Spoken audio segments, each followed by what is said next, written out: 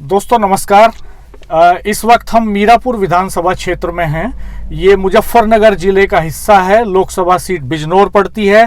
चंदन Chauhan MP बने 2024 के चुनाव के बाद। उसके बाद यहाँ उपचुनाव हो रहा है और आज आरएलडी बीजेपी की जो कैंडिडेट है मिथिलेश पाल, उनके लिए 4 जनसभाएं करने केंद्रीय मंत्री चौधरी जयंत सिंह आज यहां आए हुए हैं।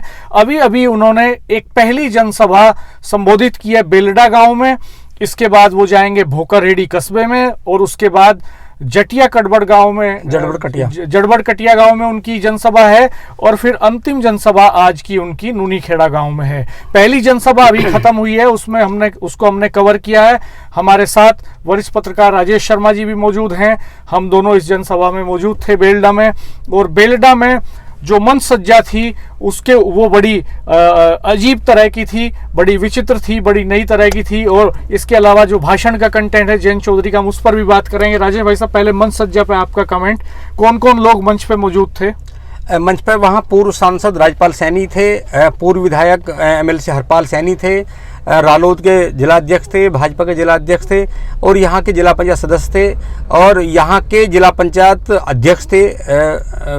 खास बात यह है कि डॉक्टर संजीव बालियान और विक्रम सैनी दोनों नहीं थे। जिनके बयान, जिनके गर्माहट भरे बयान, जिनके ऐसे बयान की जो पोलराइज कर सकते हो इलेक्शन को, वो ऐसे नेता मंच पे दिखाई नहीं आए। और ये खास बात थी। दूसरी बात ये थी, राजपाल सैनी ने कम्युनल हार्मनी वाली बात की। उन्होंने कहा कि जयंत चौधरी हिंदू मुस्लिमों के बीच में डिवीजन नहीं करते हैं, दोनों के लिए, गरीब लोगों के लिए, किसानों के लिए काम करते हैं।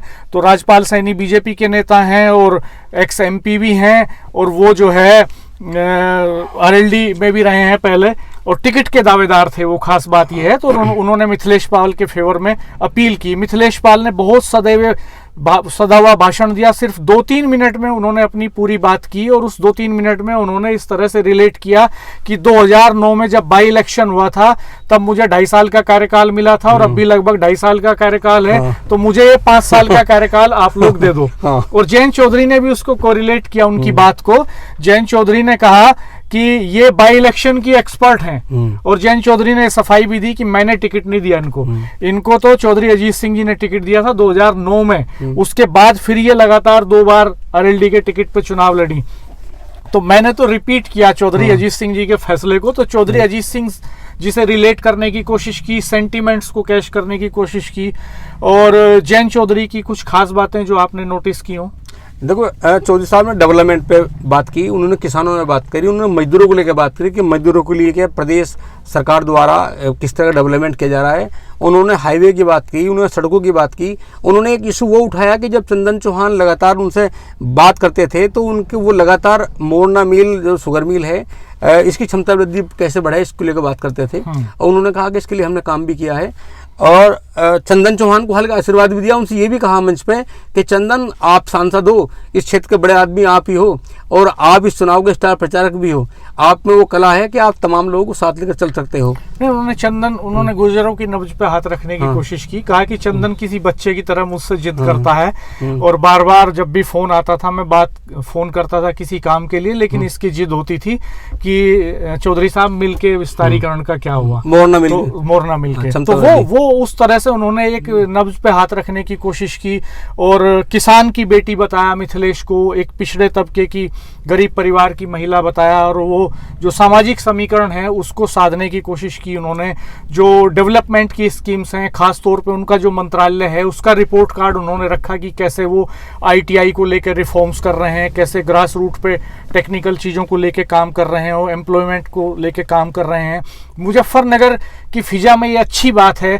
आज इस पहली जनसभा पर सबकी निगाहें थी, विपक्षों की भी निगाहें थी कि जयंत चौधरी क्या बोलते हैं, क्या वो 80-20 के फॉर्मूले पे चले जाते हैं वापस बीजेपी वाले फॉर्मूले पे, या अपने भाईचारे के ट्रैक पे बने रहते हैं। तो ये सुखद है कि उन्होंने ऐसी कोई नेगेटिव बात नहीं की। वहां शानदार पीडीए पर उन्होंने अटैक किया, उन्होंने अखिलेश यादव पर अटैक किया। उन्होंने पीडीए को कहा कि ये पर्सनल डेवलपमेंट ऑफ एरा गैरा है, यानी वो अपने अखिलेश यादव का नाम लिया उन्होंने और नाम लेके उन पे तंज कसा और कहा कि वो ट्वीट करते हैं कि चुनाव पीछे हट गया, तो हार के डर से चुनाव पीछे हटवाने की कोशिश कर रहे थे। वो इलेक्शन कमीशन पे क्वेश्चन रेज कर रहे हैं, चुनाव तो मैं भी हारा, चौधरी अजीत सिंह भी हारे, लेकिन हमने कभी पूरी व्यवस्था पे इस तरह के सवाल खड़े नहीं किए, ईवीएम पे सवाल खड़े नहीं किए। हमने हार को बड़े दिल से स्वीकार किया, फिर जुटे नए तरीके से। और एक वो भी वक्त था जब हमारे पास विधायक नहीं थे गिनाने को, आज तो हमारे पास गिनाने को विधायक भी हैं। तो उन्होंने ये भी कहा कि ये तो गंगा स्नान का जो पर्व है वो तो किसानों का पर्व है, आम ग्रामीणों का पर्व है, जश्न मनाते हैं लोग, बैलों को सजा करके बुग्गियों में लेकर के जाते हैं, तंबू लगाते हैं वहां पे, तो वो एक बड़ा पर्व है। तो हम चाहते थे कि पर्व भी अच्छे से मने और लोग वोट भी ज्यादा करें। उन्होंने ये भी कहा कि अखिलेश यादव तो शायद ये चाहते थे कि कम लोग वोट करें और वो इलेक्शन पे कब्जा कर लें यहाँ पे। तो वो उनकी पूरी कोशिश ये थी कि वो ये जताना चाह रहे थे कि हम इस डेट को आगे बढ़वाने के पीछे मकसद ये है कि मैक्सिमम पोलिंग हो। और उन्होंने एक अभी हमें सूचना ये भी मिली है कि 14 तारीख को जयंत चौधरी गढ़मुक्तेश्वर में गंगा स्नान के मेले पर जनसभा करने जा रहे हैं। चूंकि आचार संहिता लगी हुई है, तो चूंकि ये धार्मिक पर्व है, तो इस मौके पे वो मीरापुर में तो नहीं कर सकते थे, लेकिन वो गढ़मुक्तेश्वर में कर रहे हैं, वहां से मैसेज देने की कोशिश करें। डॉक्टर साहब, एक अच्छी बात ये रही, बहुत सारे जो अल्पसंख्यक लोग भी वो जानना चाह रहे थे, ये सुनना चाहते थे कि जयंत चौधरी, क्योंकि जब से बीजेपी के साथ गठबंधन हुआ है, उनकी पहली रैली है मीरापुर में, कि वो क्या उसी पैटर्न में बात करेंगे जिस पर संजीव बालियान और विक्रम सेन लगातार यहाँ बात कर रहे हैं। लेकिन जब वो बोले तो आज पता चला कि मंच से वे दोनों लोग गायब थे जो लगातार माहौल क्रिएट कर रहे थे। कोई कादिर राणा को लेकर कुछ बोल रहा है, एक पूर्व मंत्री ने कह दिया कि जितनी भी जातियों का संगठन है सब गंगा जी में बहा दो। मतलब दोनों लोग मंच पे आज दोनों लोग मंच पे। हमें लगा कि जयंत चौधरी ने तो मना कर दिया कि उन्हें ना बुलाया जाए ताकि कुछ और विवाद हो जाए। और आज इस तरह बात की जयंत चौधरी के अपने संबोधन में एक कोई शब्द ऐसा नहीं आया जो कहीं सांप्रदायिकता को लेकर कहीं कोई किस तरह कैंडिडेट्स तो बीएसपी और आजाद समाज पार्टी के भी मैदान में है दमदारी से, लेकिन उन्होंने ना बीएसपी सुप्रीमो का जिक्र किया और ना उन्होंने आजाद समाज पार्टी का जिक्र किया। अखिलेश यादव पे तंज कसा और समाजवादी पार्टी कैंडिडेट का भी उन्होंने कोई जिक्र नहीं किया, क्योंकि कादिर राणा भी उनकी पार्टी से मोरना से पहले विधायक रह चुके हैं। तो खैर दोस्तों, हम अगले उनके भोकर हेडी के भाषण का भी विश्लेषण करेंगे कि वो क्या बोलते हैं, किस तरह से बातें रखते हैं। और इसके बाद जो है जड़बड़ कटिया और फिर जो है उसके बाद हम नूनी खेड़ी का भी 4 सभाएं, क्योंकि चारों सभाओं बेलडा में होगी या भोकारेडी होने वाली है। इसके बाद फिर जलबड़ कटिया में होगी और शाम को नूना खेड़ी है ना, नूना खेड़ी में होगी। और तो दोस्तों चैनल को सब्सक्राइब कीजिए, बेल आइकन प्रेस कर दीजिएगा, कमेंट बॉक्स में अपना रिएक्शन जरूर दीजिएगा। इलेक्शन बहुत टफ है, बहुत चैलेंजिंग है। हेलीकॉप्टर छोड़ करके जयंत चौधरी को सड़क पे उतरना पड़ा है।